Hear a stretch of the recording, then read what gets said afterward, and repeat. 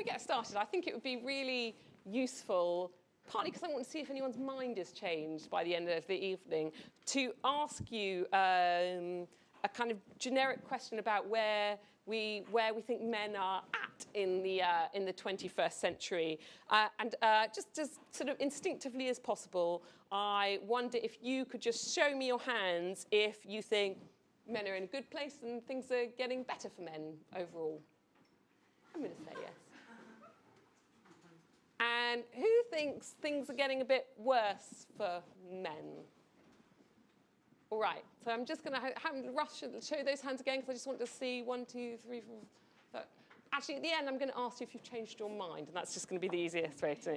I'm going to start with Mark over there. You know, I think you've said in the past that being a man has been based on an impossible expectation of what a man should be. And, you know, you and I had a conversation before this event, and, you know, I got the sense from you that you felt that things had changed in that respect for the better. Yes. I mean, I don't want to cast myself entirely as Dr. Pangloss, but yes, I mean, in terms of masculinity crisis, it's a perennial, eternal crisis and anxiety, or it has been until now. I mean, I would actually argue, have argued, that the crisis is sort of over, because the impossible expectations have fallen away. And by that, I mean, mostly there was a list of things that men were not supposed to be. As not just heroic ideals that men were supposed to live up to, but of course the vast majority couldn't. There was a list of no's. I mean, now we have this thing called, if you go on American websites, I think Jordan Peterson, who's quoted in your, you know, there's the sort of ghost of Jordan Peterson hangs over this. Over any conversation about masculinity in men. But Jordan Peterson seems to me to be a kind of pseudo-intellectual version of those American websites from a few years back that came up with a list of man rules. And, you know, they were do's and don'ts for men. But the very fact that they had to come up with this list kind of meant that it was all over, because man rules are supposed to be implicit. They're supposed to, and when I was growing up, nobody talked about masculinity except feminists and gay men, like myself, suspect people, because everybody knew what being a man was supposed to be, and that was the power of it. You know, you didn't discuss it. Nowadays, nobody can stop talking about masculinity because nobody really knows what it is. And part of the reason why nobody knows what it is, or the ideas about it are much more unclear, is precisely because of those prohibitions that I was talking about. And the biggest, perhaps the biggest prohibition was homosexuality. Don't be such a fairy, don't be such a faggot, don't be such a nance. And officially, homophobia now is frowned upon. And there are studies that show that actually it's not just officially. In real life, the way that young men interact with one another and also young women, that this has had a big effect on their behavior, because although homophobia was very bad news for gay men and bisexual men, it was also bad news for most men, because in fact most men were the target in many ways of homophobia, because it was a way of enforcing a certain kind of behavior. Don't do that because that's gay. So being good with colors, being sensitive, expressing yourself, dancing, moving hips, if you're a white guy, and being passive, crying, taking interest in your kids if you have them. These sorts of things were suspect for, according to the stereotypical ideas of masculinity, which were really quite dominant for most of my youth and much of the 20th century. I'll shut up now. Thank you. So your point is that the very fact that we're having this conversation shows that, you know, that Yes. the pressures have passed. It's masculine. We're into a new era. Well, it's a self-conscious thing, masculinity now. It's open for interrogation and question and examination in a way that it was not 30, 40 years ago, or only by marginal, strange people like myself.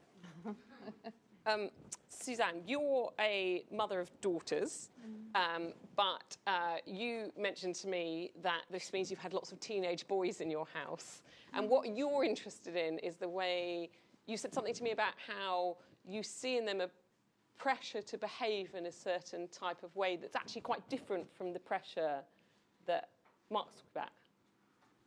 Yeah, I mean,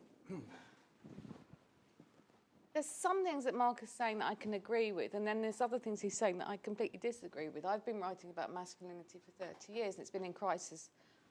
You know, everyone's talked about the crisis of masculinity forever. And I think the reason that we're talking about it now is I'm coming at it from a feminist perspective, obviously. And I think that this particular discussion on masculinity centred around someone like Peterson is part of the backlash against feminism. I think I think women's rights have been in question now and have been going backwards for the last, I'd sort of pinpoint it about 12 years. I would pin it on the time when sort of Cameron got in and Samantha Cameron and Kate Middleton became how women were supposed to be, and sort of this kind of very bland, kind of heterosexual version. So while I can see, and I do see with my own children and their boyfriends, and I've got grandchildren and all of that stuff, is that they are much easier, definitely, around issues of, say, homophobia, definitely. But actually roles are, and I feel optimistic because I can see that men and women can be friends and that's not sort of an issue and all of that. But I actually also see gender roles as more firmly entrenched now than ever before. I mean, I'll give you an example. My middle daughter's pregnant, and, you know, at the 20-week scan, they tell you the gender, if you want to know. And one of my neighbours said to me, do you know what it is? And I said, it's a boy. And she said, that's good, because this country needs strong men to fight for it. Now, we're talking about a fetus, right? Yeah. And I live in Stoke Newington, so, you know, part of liberal kind of... and, you know, I've brought up children for, obviously, many years, and the whole pink thing, the whole way that women all have to look a certain way and have long hair and all of that, I don't feel that a lot has progressed in the way it should, and certainly what we have now, you know, just in terms of actual representation of who is in power, it's Boris Johnson and Donald Trump.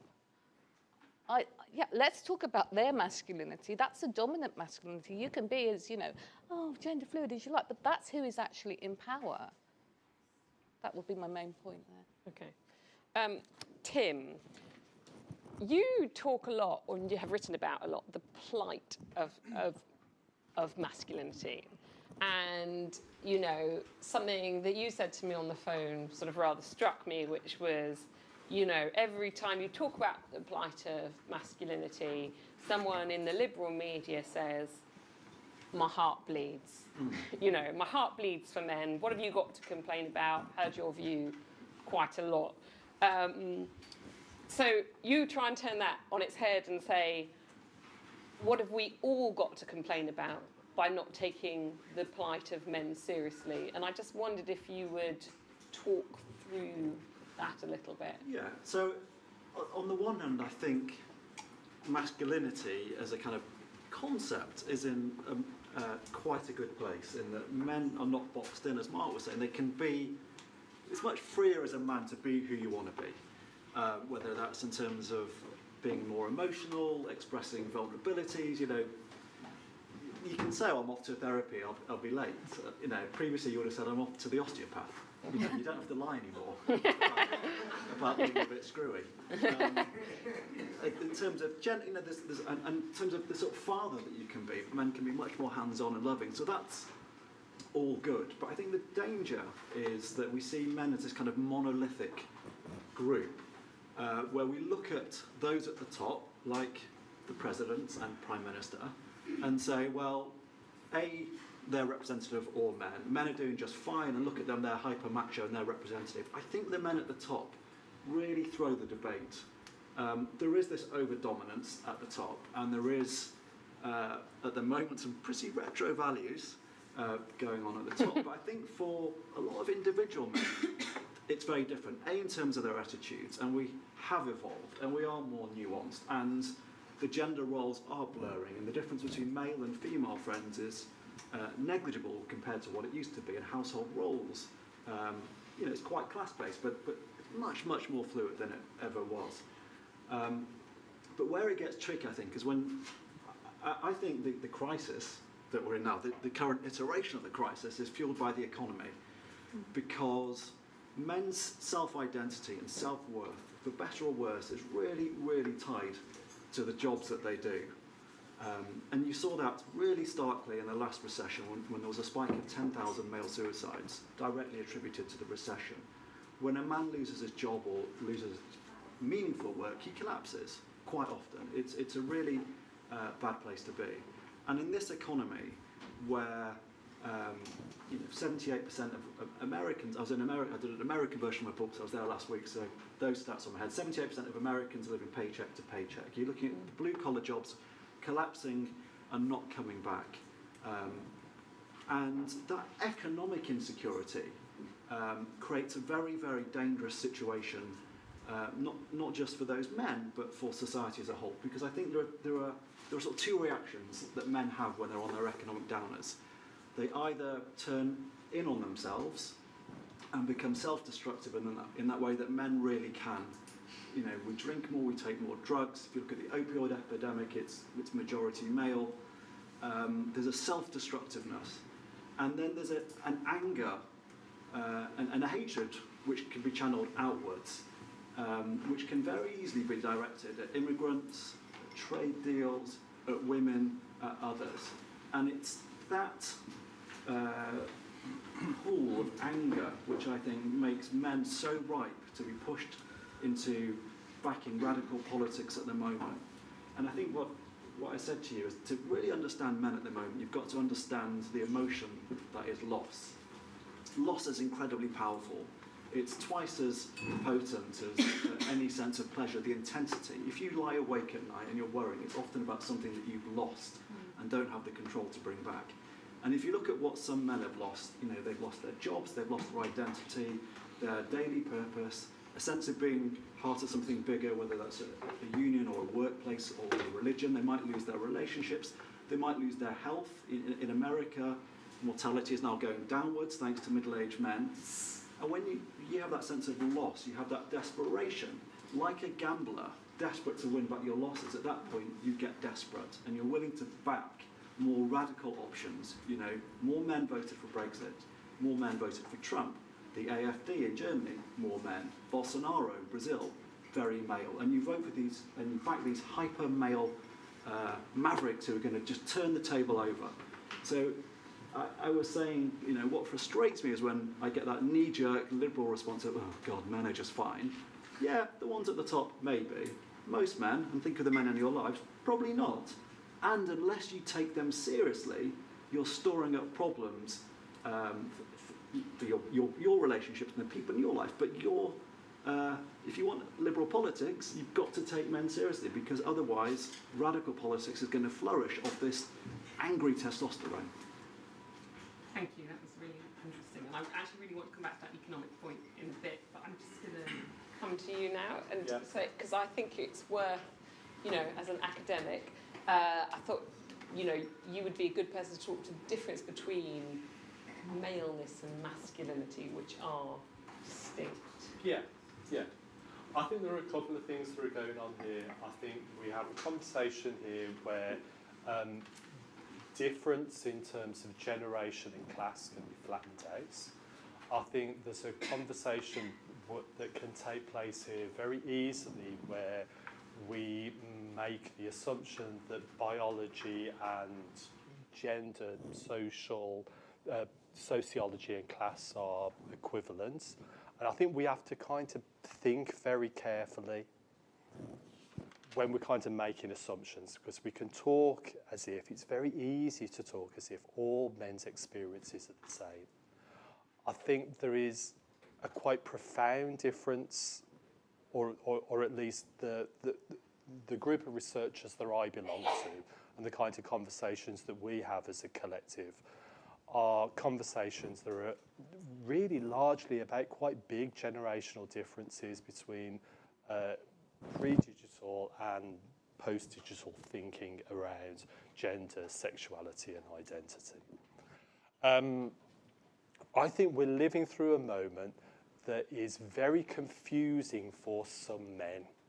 And I think it's confusing for some men because historical axioms, historical assumptions that were really, really fixed and unchanging and have been unchanging over decades and decades and decades are starting to be questioned, and that makes everything start to fall apart. Not least because the distinction between men and masculinity, decoupling men and masculinity and thinking that they're not one and the same thing, enables us to rethink what masculinity actually is and who's invested in masculinity, who can invest and identify with masculinity. And for me, I use the term saturated masculinity to describe what's happening in the 21st century. And I believe that we're living through a moment where masculinity has become kind of so stacked with meaning, so overstuffed with meanings, that it's become a kind of very unstable category. It's really difficult to understand what masculinity is, how one performs masculinity, what the actual use value of masculinity is as a category. So I think we're living through a really kind of complicated moment. I think trying to kind of write that off or sum that off as a crisis in masculinity is largely unhelpful, because history shows over and over again that masculinity has perpetually been in crisis. I think one of the things that you can actually say about masculinity counterintuitively is that one of the characteristics of masculinity is that it's very brittle and very unstable. It can be really easily compromised. It can really easily be pricked and broken apart. Yeah, I think that's all I want to say at the moment. You said something about the generational differences, which is something I'd love to come to the room about in a minute, because I was thinking about this today, and I spoke to a male colleague who's in his 50s, and I said, well, what's it like to be a man in the 21st century? And he looked at me and said, I've never given it a moment's thought. and then his son happened to be here, and I said, hey, what's it like to be a man in the 21st century? Do you think about it? He said, I think about it constantly, he said. And in fact, he wrote me something because he couldn't be here. He said, I think about it constantly. I'm by no means a manly man, but I know who I am and the kind of values I expect of myself, but I still get shit for it all the time. I was walking down the road last month and a man in a car heckled me, asked me outright if I was a man or a woman. I said man, and he asked me why I was dressed the way I was, jeans, boots, corduroy shirt, before peeling away. I think another thing I struggle with is how much of my personality, especially parts of it I don't necessarily like about myself, are me, and how much of me trying to man up. And I just thought that sort of generational thinking about it was quite interesting. And I wondered if anyone here had had a sort of similar experience with their parents. What's your name, sir? My name's Kenny Marmarilla-Cruz. Hi. I've been running men's groups. Now I train people to run men's groups for about 17 years. And I guess the two main things that men come to groups with is, how do I do me right as a man? And what's wrong with me? It's like, I need to be fixed. And for me, it's got nothing to do with being a man. And I feel what's going on at the moment is individuals, rather than men or masculinity, are basically, we have the privilege of being able to sit with, who am I? Why am I here? What's made me messy? And how do am I allowed to swear? Yes. how can I unfuck myself up? So I'm good for me, and I'm good for my family, my friends, my community, etc. So for me, it's all about being true to who I am. We have, so I run about a dozen groups a month, and we have 2 trans people who come to the groups, and they came thinking, I need to be a man, I need to be a good man, I need to cross it off the list. They've realised that they need to be real and true to themselves.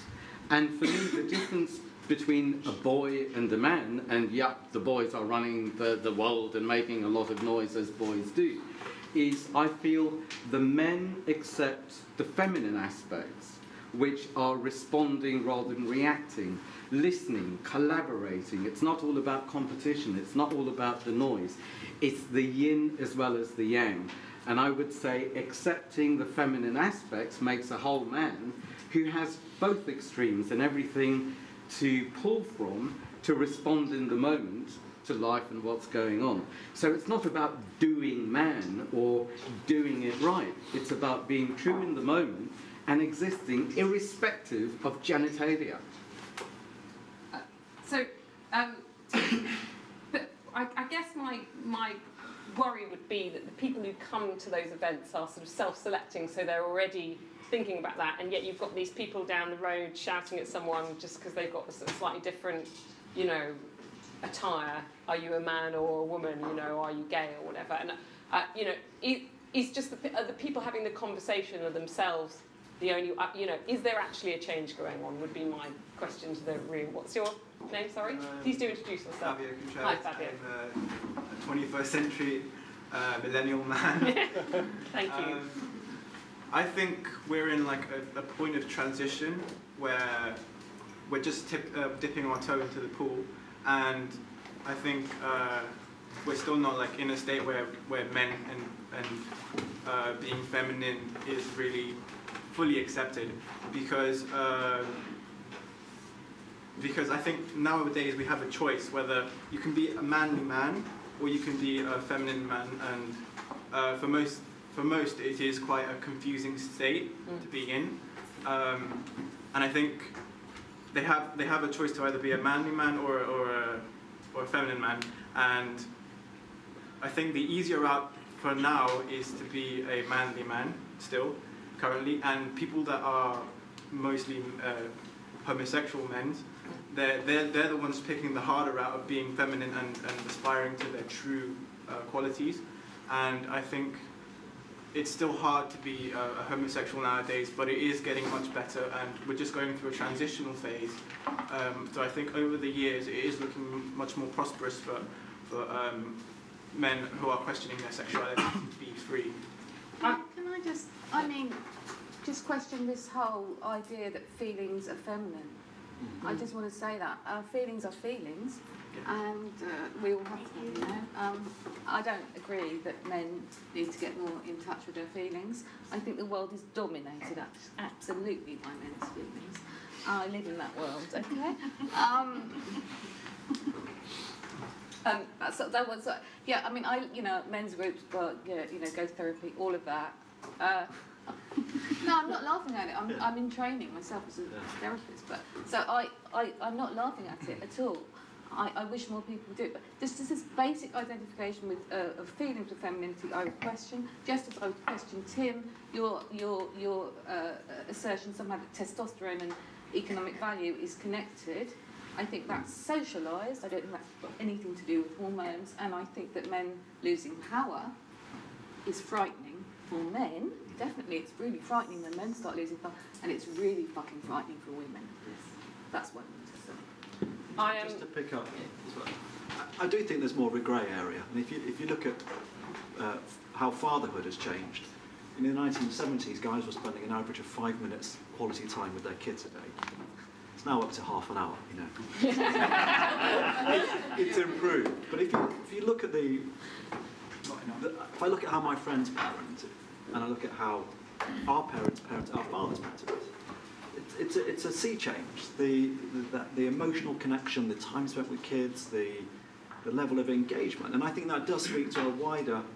I think it's not a sort of feminine man or a manly man. I think there is a kind of big Venn diagram in the middle of men who are emotionally much more intuitive and expressive and eager to learn and are self-critical and don't just over-dominate in meetings and don't just talk about themselves all the time on dates, who are, you know, I think there's been quite a rapid emotional evolution in the last generation.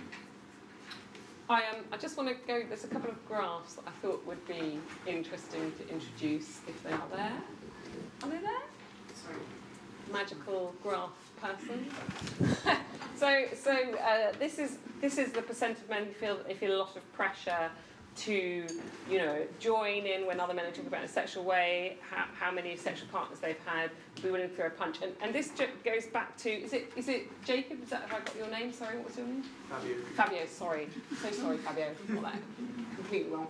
Fabio, what I thought was interesting about this was I was surprised at the pressure being higher for millennial men. I'm going to be honest, I thought that was a really surprising graph to me.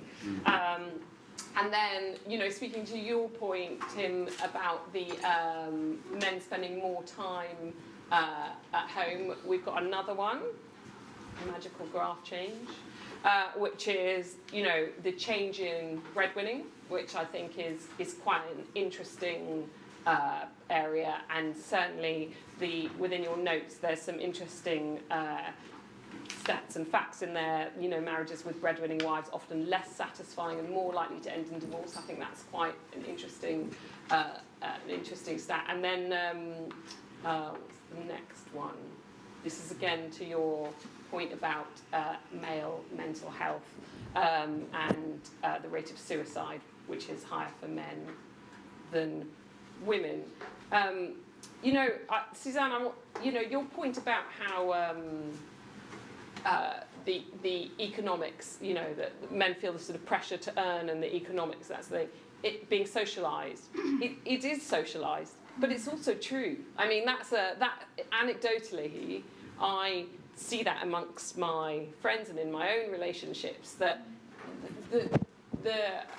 the way men and increasingly women define themselves by their job is so meaningful that I mean that's been my sort of big takeaway from reading about this, is just how much people get their self-worth, and men get their self-worth, but also women, but you know, men from their jobs, and once that is taken away or threatened for any reason or whatever, it's so significant.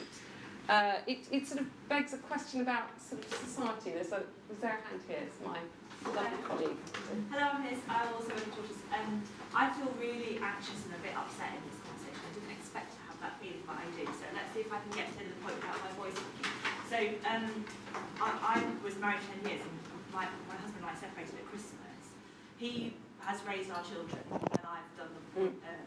So when I saw this graph about marriages where the woman is breadwinner are more likely to end in divorce, it's a bit of a oof, one of those things, because I'm a card-carrying feminist, I'm a feminist killjoy, you know, all of that stuff. I absolutely am. And you know, my husband never really that fussed about earning the money, he's not alpha in any way, all about the routine, and he was, you know, look, I'm going to be much better at doing the kids, so I'll do that, and you go in the world and bring the cash in. And it was fine inside of the relationship, but outside the relationship, it just sent everyone mad. Yeah.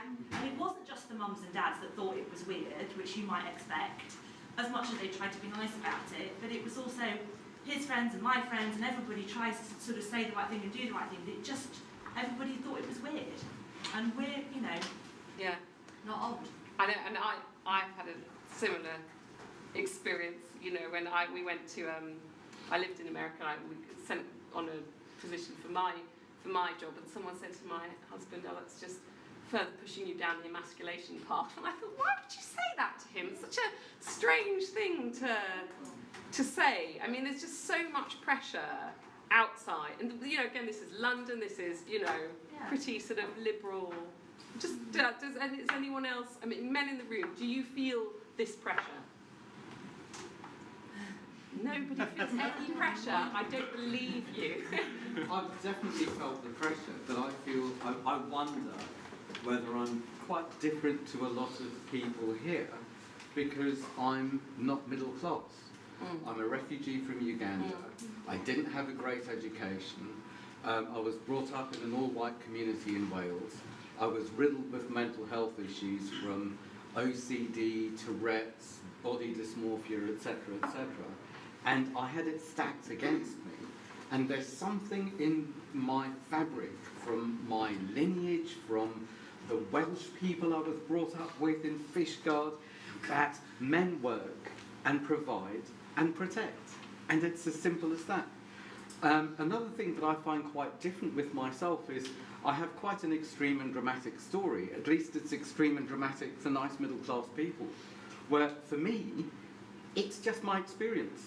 And I feel that with the people that I work with, their level of resilience is so low compared to mine that, and there's nothing good or bad or right or wrong about it, it's just different situations, that I have been to the depths of despair and I can meet people there and help them to not so much get over it, but feel through it and come out being who they are and really contribute to life with who they are, rather than, right, I need to disengage from this, earn money, and do the right thing.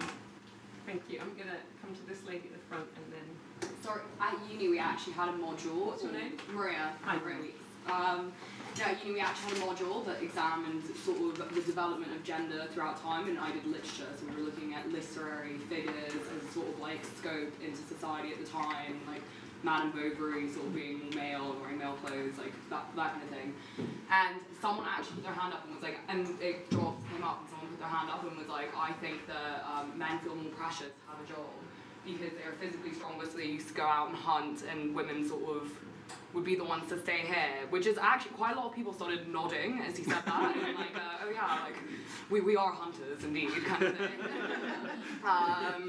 And I mean, maybe there is a grain of truth in that, and there is a sense of going against the grain in being like a guy that would stay at home and raise the children, but it's interesting to think that like people are still so primal in the way they think about their gender. And I actually remember at primary school there was a boy who was a bit unpopular who wore a pink shirt to school, and everyone was like, oh, he's a girl, like that's so embarrassing. And then a year later a really popular boy came in a pink shirt and everyone was like, oh my god, he looks so hot. It's like a sense of like, the minute someone sort of breaks through that, like someone that people hold in admiration breaks through that like boundaries, people do sort of start to follow and find it more normal. So anyway, that's what it's all for. Thank you so much. I'm going to go to Tanya and then this gentleman here. So I was thinking about this in the culture and in Zimbabwe family, and I don't know how to say all, but most of the men, they have a bad rep of, you know, being over-dependent on a woman. And I'll be honest, the things that I've seen, whether it's my mum or aunt, all the women have been like the ones earning the most money and bringing the bread home. And so I kind of look at the absence of fathers, and I kind of there's a link there within that pressure to feel like you have to be providing and not being able to match up to that, and then going off and like kind of abandoning your kids. And I see quite a link between, because especially in African cultures, my mum's always said, you know, don't marry a Zimbabwean man, go and find a rich white man. I don't want you to have the problems that I've had. So it's a thing, and we put pressure on men to come and the disrespect is so apparent. Like when a woman is earning more, you can just see the way that she talks to her husband. It's just completely different. Really? Yes. You're nodding in agreement. That's interesting. What happens with, you know, I think Tim really hit something when he talked about loss. Yeah. And so what happens when you lose the job that makes you feel that you're the guy that, you know, we kind of have histories, and we sort of do know what happens. I mean, I remember, I mean, you're loads younger than me, but say, for instance, after the miners' strike, I went and talked to all the guys who, they never said they lost the miners' strike, they always described themselves as retired undefeated, which is a very, you know, sort of poignant masculine thing to say. And they all had been actually offered new jobs, but they weren't manly jobs. They were jobs like working behind a till or, you know, or sort of service industry jobs. And what was happening in those communities then, apart from obviously drugs flooding in and people feeling very sort of lost and hurt, was that all their wives had about 3 jobs and a sports car. And the guys were just refusing to take the jobs and staying at home looking after the children, but they couldn't say so. So we do sort of have many instances where we have mass redundancy, and we see how this affects, you know, we see that it really, what the problem for men is not whether they are, you know, good or bad, it's the ability to adapt, I would say. It's just, you know, which is, again, I wouldn't want to say that's a feminine characteristic. We all have to adapt. No, I agree. I mean, I think, and as we face automisation, and you know, the possibility that I think is it 4 or 6 million jobs in the States are basically men that drive, and as a stroke, at some point, inevitably those jobs are going to be wiped out.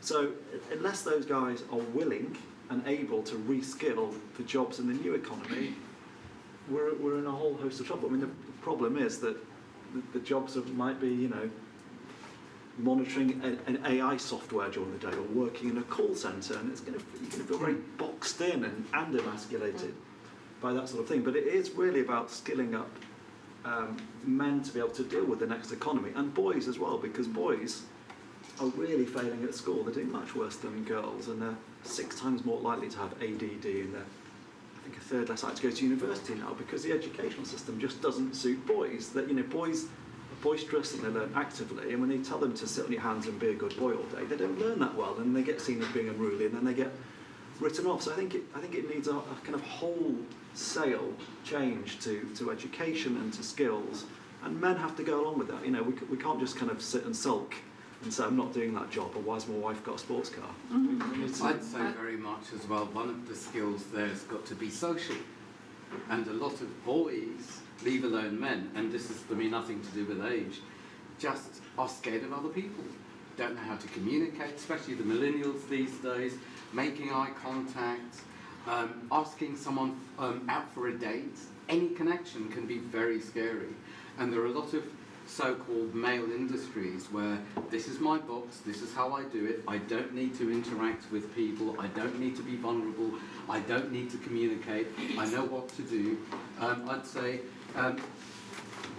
to quote Johann Hari, he basically said one of the great things about the work that's happening with men at the moment is it's social medicine, and it's social medicine that we need in order to communicate, listen and take part. So it's not just the skill set. We're going to do in a second. I just this man's with. My name's Jude. Just quickly to come back to the point. Jude, yeah. To come back to the point about the university module and whether things were primal or not. I don't take the unintended, I'm sure, bait and say that I do feel a lot of what is now seen as socialised masculinity does come from a primal source. I don't have any evidence myself to hand to prove that, but it's certainly something which I feel and which I think, thinking about it, it doesn't feel like it's purely been socialised from nowhere over the centuries. It doesn't make it right or wrong in any way. But I just wanted to challenge that point, which seems to suggest that it was in no way primal. No, I do agree. I think it is. I can give you one piece of evidence. Men have a higher genetic tendency to fall into a category of risk takers. And you know, if you look at young boys, especially, and that kind of decreases over time. The reason why young boys go out and wrap cars around lampposts or get into fights, there is this kind of innate need, to some extent, to take risks, which previously would, you know, when we were hunter-gatherers, and our physiology hasn't really changed since we came off the farms 10,000 years ago.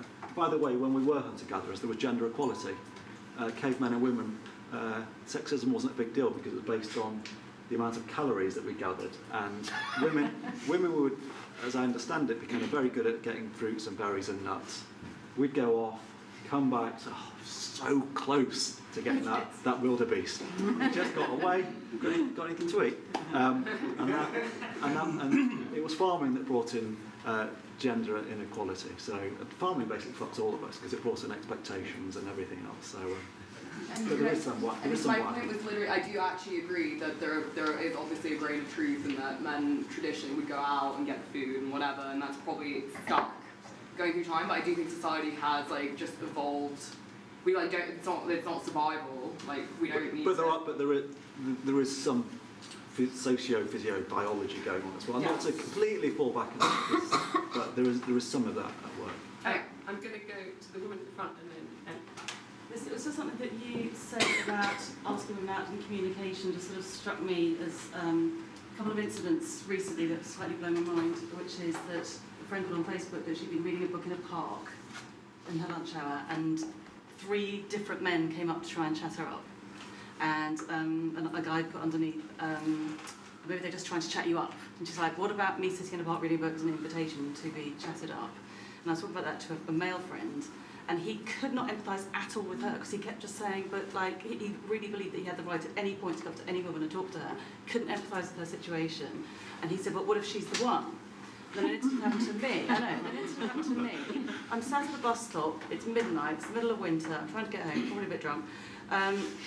And a guy comes up to me, tries to chat me up, and his thing to me was, but I saw you from the top of the bus and I got off to talk to you. Oh, Jesus. Anyway, so I told another male friend about this, and again, he couldn't relate to that, so he was just like, but that's romantic. What if you were the one? I was like, oh my God, seriously. And I'm glad everyone's responding like this, because I was like, oh my God. So I guess I am asking a question, I'm not allowed to ask a question. But it's the sort of, where does this miscommunication, the lack of empathy, the lack of listening to how the woman is feeling and how frightening it is. In the second instance, it took a female friend next to me going, because it's fucking terrifying! And he went, oh, really? Because it's like my word hadn't been enough. And I just wonder where that miscommunication or that entitlement or that romanticism, I don't know, it comes from. I don't know. Do you know, I would love to hear from you how you would like to be approached and how people could find out when you are available to be approached or I think this is a really big conversation. I was approached at 10 in Aldi this morning by a guy who said, you're looking fit today. And I was like, what? And he goes, are you taken? And do you know, boys in Aldi, don't know. in the by loo roll. I literally had a bag of loo roll in my hand. So that is a really big question for me. It's a huge thing, because I know so many men who are desperate to fall in love and to nurture and to care. You know, all of these things that fairy tales are made of. They don't know where to stop. They don't know how to do it.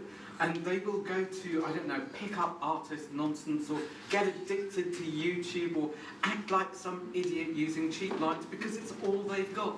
So please coach the blokes on how to do it, because love needs to happen here. I had a slight break. I had a similar conversation with a friend, and she said to me, you just have to remember, you going to the shops and me going to the shops is a different experience. And that was when the penny sort of dropped with me. I'd always been a bit, you know, and I was like, yeah, she said, just leaving the house is a different experience. I think this is an interesting post-MeToo conversation about men and women here. The woman in the polka dots and then Alexa. Hi, my name is Sarah. This is kind of a weird, I feel kind of weird addressing you guys. One, because I don't live here. That's okay. And two, it is still, I feel a little weird being a woman and talking about the masculine side of the gender question. But to answer the question, I think of how do you approach women? Get Tinder? Like, did you say Tinder or Tender? Tinder. The app. Not Tender, but Tinder. No, because the thing is like, people are on Tinder or Bumble or Match or whatever. They're on these sites for the explicit purpose of meeting a romantic partner. Me being in a park reading a book is me being in a park reading a book. Please do not talk to me. Yeah, exactly. And especially if I've got my earphones in. Yeah. And that has happened more than once. Just, like, men like wave at me and they're like, take your earphones out. And I'm like, no, there is a reason. Okay, I'm going to go to a series of women now out, and then I really want some men to talk at this men's event, please. Ellie, and then the lady in the back with purple hair, and then this lady here in green. And, okay. My point's a bit of a non sequitur after this, but what I want to say, kind of moving back to the mental health thing, is just I think one thing that hasn't changed, and I'm not male, but from my own experience, even looking at how my mum interacts with her friends versus my dad, how my male friends, how, you know, plenty of men that I've seen, is that I think that there's still this real sense of privacy amongst men, and you could be really social, you can have plenty of friends, but I feel like there's this kind of disconnect between the man that you show to your friends and who you actually are, whereas with my female friends, we literally discuss every single thing, we know everything about each other, we sort of apply almost a critical analysis to every situation, and I just don't see the same reflected amongst men, and I wonder if that is sort of the reason why the suicide rate is so much higher. Men, you know, might have all these friends but don't have an actual forum to discuss these changes that are happening in society and still have to kind of act in a stoic way amongst their peers. Thank you. The lady with purple hair, the lady in green. Hi. Yeah, it's just a quick rejoinder for the... Sorry, it's Mandy. Just a quick response to the how to teach men how to approach us. I'm from Liverpool. It's not my responsibility to teach everybody to speak with a Liverpool accent. I'm a disabled person. It's not my responsibility to make you feel comfortable around me. That's your shit. Similarly, as a woman, I am not responsible for how men feel. Neither are they responsible to make me feel good either. I don't want their shit either. But I'm just saying, you know, I do understand on a kind of, you know, if everything were equal basis, what you're saying. But the reality is, we are not responsible for telling men how best or not to approach us. You know, they have to learn, like we have to learn how to negotiate the world. And if they're not getting taught properly, then that's the issue, not the fact that we as women have to teach them. Is it Mandy? Mandy. Mandy. Yeah. The lady over here. I wanted to comment on what you were saying about risk-taking, but first quickly agree that I do want a world in which men and women can approach each other and love can happen without a screen or something like that. And maybe it's just about how you approach them, just saying, hey, do you want to chat or do you want to be left alone? And then not looking offended if they want to be left alone. But on the thing about risk-taking and primal differences between men and women, I mean, undeniably there is some difference. And sometimes in an argument on gender inequality, your instinct is to resist the idea and say, no, there's nothing different, because it can be used so unconstructively by people. And I think it would be much easier to accept this reality if it was as simple as being different, and different just meant different, and different didn't mean unequal. Because with the example of risk-taking, yeah, maybe you know, men they're more likely to take risks, and women have a more developed risk assessment part of the brain or whatever. But my instinct is like, ugh, because risk-taking is seen as an inherently good thing. We admire risk-taking and we think it's ballsy, whereas we think people who don't take risks are pussies or boring. And so these like gender differences, they have connotations imposed, and then it's not, it could just be, oh, they're different, but it's not they're different, it's they're unequal. And I think that's why we find it so hard to accept that maybe there are, you know, innate differences. Oh, what's your name again, sorry? Matilda. Thanks, Matilda, thank you. There were a couple of other hands. There was one here in pink. Did I get that right? Yeah. Yeah. I actually have something to say about that. I really agree, and I think that kind of, if we start looking at it as differences, the different attributes of men and women, or the different attributes of masculinity and femininity, these risk-taking and, you know, not risk-taking, if there were differences and not inequalities, exactly as you said, it might be easier for men to then kind of play with what masculinity is and kind of adopt more of those differences without it being a negative thing, and without it being something that they're kind of not ashamed about, or but kind of hesitant to do, because it would be differences and not them adopting the negative attributes of femininity. You're nodding, and I also promised I would come back to you ages ago, and then I think it's really interesting how quickly we can recourse to men being the problem. Yeah. how we can conflate men and masculinity almost immediately. When you pose a question to the room, to the men in the room, everybody is shocked into silence. I think it's really interesting that millennia of romantic literature doesn't seem to have provided men and women with a vocabulary to communicate effectively with each other. I mean, it is interesting to me how few men are talking, and I wonder if, in all honesty, there's a hand here. And thank you. And they're at the front. What's your name? Ian. Ian. A couple of points. One to build on what the lady said here, and also something that was said earlier. I think I'm a 20th century man. Okay. Hello. You're welcome to.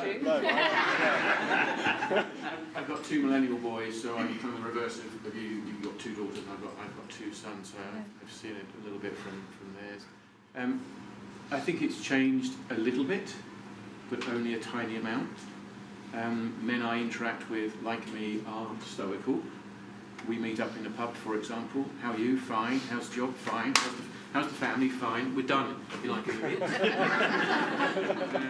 And it's very different to how you describe your interactions, your conversations with your female friends and family.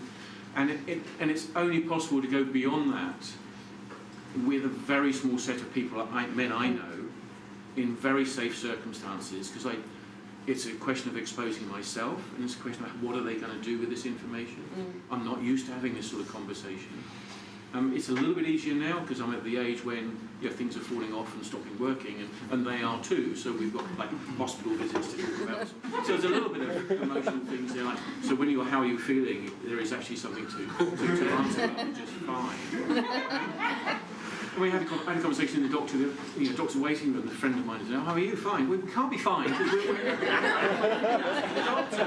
Actually, what's wrong? So that's one thing. But I think a lot of that starts going back to a couple of points that were made. When boys climb trees when they're young, they are encouraged to do that, and that is seen to be a good thing for a young lad to run around the field, to climb the tree, maybe fall out and throw stones. If his sister was doing that, it's a rare family that would so actively encourage the sister to do that, because she's not meeting that stereotype. So I think a lot of masculine behaviour is cultivated and encouraged from a very, very young age, that we should be quiet and have a stiff upper lip and not cry, and we should be active and running around. That's what boys do.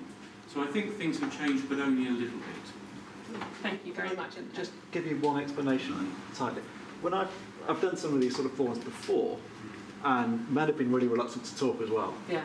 And they've come up to me after, so I'm really glad you said that. But I can't say that out loud. Because I think we're really paranoid about what we say now. We don't want to be judged. We don't want to be seen as sexist or oafish. We know that talking about gender is like walking through a minefield. And, one misstep or a bad joke and you can lose your job or your reputation or something. So I think possibly why there's kind of male silence here is because there are women. And then when I've spoken with just men as a whole, you can't shut them up. It's depressing that, isn't it, really, that we can't just talk. But it is. I think, on the one hand, we care what women think about us now. That's a good thing, and we're more emotionally sensitive. But possibly in this current climate, we're over-censoring ourselves. Yeah, okay.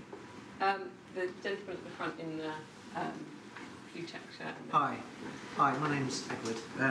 I'm not very accustomed to public speaking, so forgive me if I mess up. So first of all, I would disagree with what this gentleman said about Jordan Peterson being a pseudo-intellectual.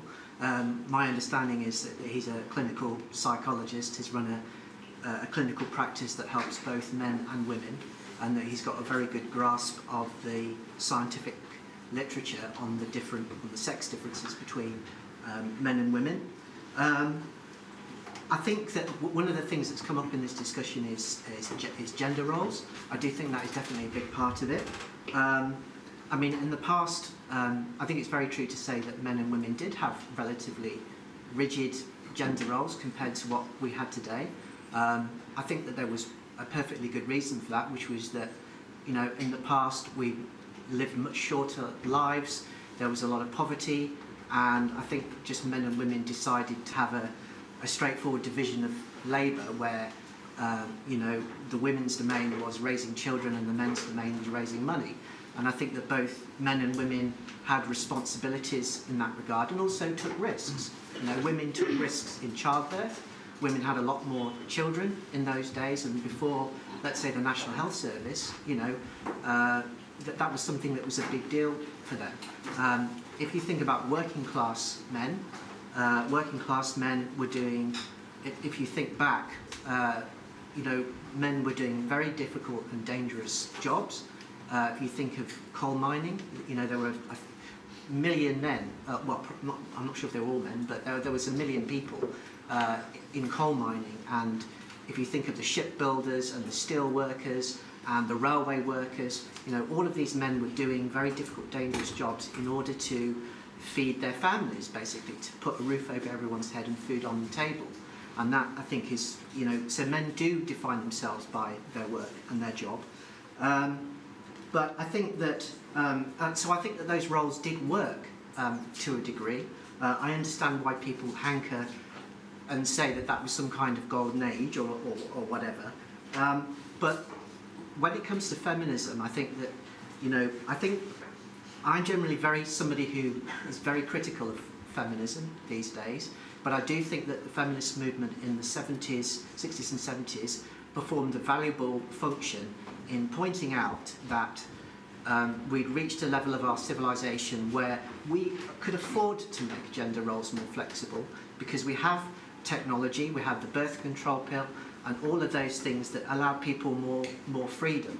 And I think that what happened with women was that women were given cultural permission, if you like, to leave their traditional gender role and be more flexible with their lives. And I think that's been a very good success for women. But the thing is that as far as men are concerned, men have not been given the same cultural permission to be more flexible in their gender role. So you do, for instance, have stay-at-home fathers, for instance, but they are nowhere near maybe what we'd like them to be. And I think that's an issue because men haven't been given positive messages. You know what? But do you think we are getting? You know, do you think we are taking a step in that direction? I think those cultural permissions. I think it is slowly changing. Yes, but I think the problem is that men are getting too many negative messages. Yeah. You know, there seems to be. We've talked about crisis of masculinity, which is a term that I really don't like, actually. Toxic masculinity is a term that I detest even more, I have to be honest, because there is nothing... Tarring everyone with one brush. Yeah, there is absolutely nothing whatsoever that is toxic about masculinity. There is absolutely nothing wrong with any man who wants to advance himself to go into a position of power if that's what he wants to do.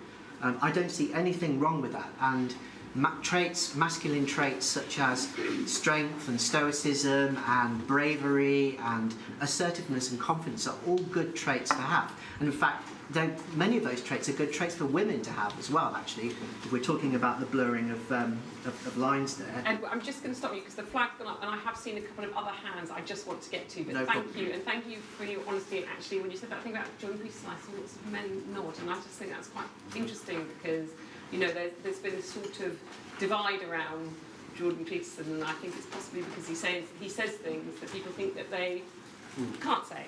So that's an interesting point. The lady in the white t-shirt, and then there was another. What's your name? Julie. Julie. Yeah. So I'm kind of making these observations of my brother, who's 16.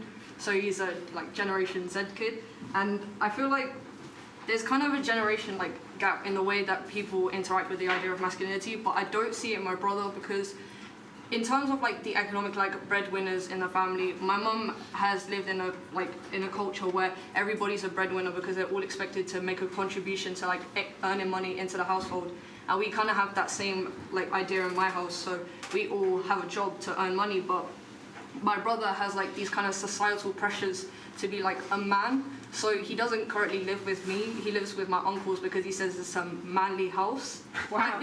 How old is he? 16. Yeah. So I think I think he thinks it's a manly house because there's less women than men. So I feel like the idea of like masculinity is less about like a societal thing. I think it's like an internal kind of like conflict with what you think is acceptable. So maybe my brother feels insecure by the fact that like he's the only man in the house, and that it's a very feminine kind of like household, so he feels more comfortable in the idea that he's got like these attributes which he shares with my uncles, which are also very conservative. So I don't know, like there's a generation gap, but I feel like we haven't really got to that point where everybody is kind of like considered that ambiguity between like masculine and femininity. It's kind of like it's growing, but we haven't really got to that point. Yeah, so I feel like still a niche. Yeah, it's still a niche topic talking about, and my brother's very like the idea about homophobia being an attack on like men and things like that. He's very much like that. He's not very intimate with his friends, and they try like hugging him or something. That he's like, oh, that's gay, don't touch me. Yeah. So even though he like you kind of expect it from somebody who's like younger and more in tune with like technology and social media. So I feel like we haven't reached that point that we should have yet. Okay, do you know what, I'm really sorry to the people who had their hands up towards the end, but I'm conscious that some people have to leave, and so I do have to try and wrap it up, and huge apologies, because I think we were sort of getting somewhere towards the end, just as people were you know, getting a bit warmed up. It's annoying that the time runs out. Look, I'm just going to try and sum up some of the things that we said, and perhaps, you know, we can do this again in a different way in order to get sort of deeper into some of these topics, but you know, I'm going to sort of reference the fact that John says masculinity has become stuff with meaning. It's also almost become meaningless. And those words, crisis of masculinity, which have been going on for kind of ever, has also become an overused term. Fabio, who's gone, I noticed, you know, he said, no, he's here. Hello, Fabio.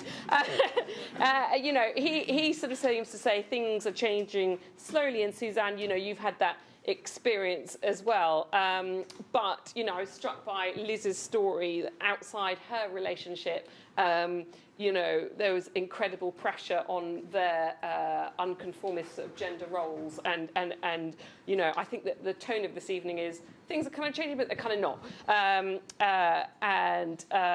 You know, Kenny, you said from where you came, you know, the background was that men work and provide, and that has been a theme of the evening, and whether those are sort of masculine traits, you know, whether that's something that we have primal built into us or whether that's something societal is very interesting, because they do exist. I mean, that's quite true. We had a little moment on romance, which I thought was incredibly interesting, could have been a whole thinking in itself. You know, the approaching women, your stories were amazing. I have to say, I'm completely struck by you saying that to meet people you have to go on Tinder. Like, I mean, I think that's an interesting sort of generational thing, because you know, I sympathise with you and your, you know, being approached when you don't want to.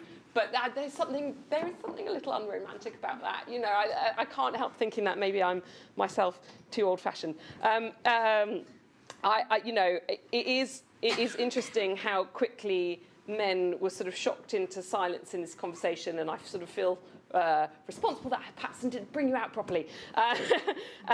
But you know, I think we got there towards the end, especially Ed, what you were saying, and as I said, I noticed that you talked about Jordan Peterson, who was kind of part inspiration for this event, and you know, I did see quite a lot of you nodding, and I know that he's a sort of flashpoint of a person, and I'd really, really like to get deeper into why that is, because I personally have had so many conversations with men who said if you read what he says, he's not saying anything, you know, offensive. It's perhaps that he has been given this cultural permission that you think, Tim, that men don't have to say what they sort of really think after Me Too and with the rise of, you know, feminism in the conversation.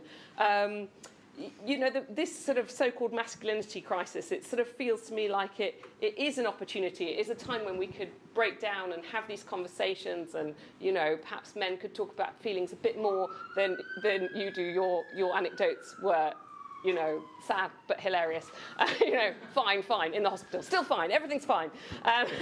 But, you know, it feels to me, I thought I was going to end up in a place where I felt that, you know, these gender conversations were moving out of, you know, art, you know, university campuses into the mainstream, And actually, perhaps your story with your 17-year-old brother, Julie, shows that actually that's not, the 17-year-old brother is not the case. So, you know, you feel like that there are these sort of big generational shifts happening, and the one thing I've come to the end of the evening is wondering whether that is happening or whether it's just happening in a really tiny way. As I said, I think we could do hours and hours more on this, and I feel there's so much more that could have been said from people who didn't speak, so perhaps we could explore this again in another way with some other questions. But thank you very much for your contributions, and hopefully we'll be able to do some journalism or some more think-ins off the back of this.